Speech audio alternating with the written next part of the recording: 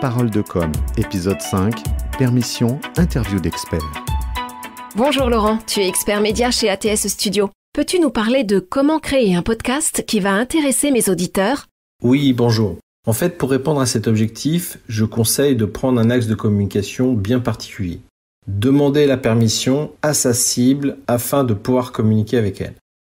Alors c'est vrai que ça change des stratégies d'interruption permanente des clients avec de la publicité.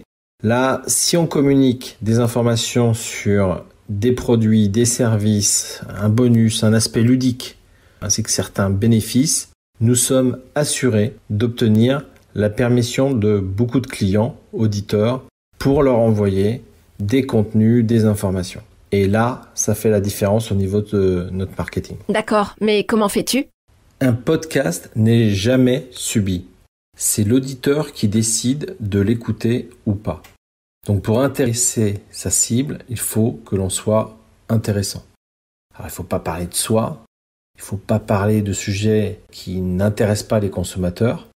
Il faut pouvoir leur envoyer des informations qui sont au cœur de leur centre d'intérêt, d'imaginer la contribution que l'on peut leur apporter pour résoudre leurs problèmes. Pour y arriver, cela implique également de forcément bien les connaître. Donc en laissant le choix à nos consommateurs de pouvoir écouter, on leur laisse aussi le choix de décider du temps qu'ils vont accorder à notre message.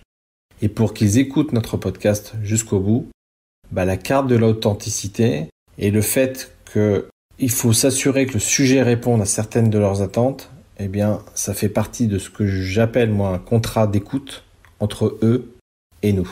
Et là, la conversation entre nous deux, la relation entre nous deux fonctionne bien. Oui, mais ce n'est pas toujours facile de communiquer sans parler de soi. Nous avons tous envie de parler de nous, de nos produits, nos savoir-faire. Pense à la notion d'attachement avec tes consommateurs.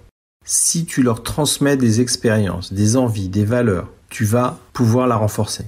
Ton objectif, c'est d'obtenir quasiment une relation d'intimité avec eux.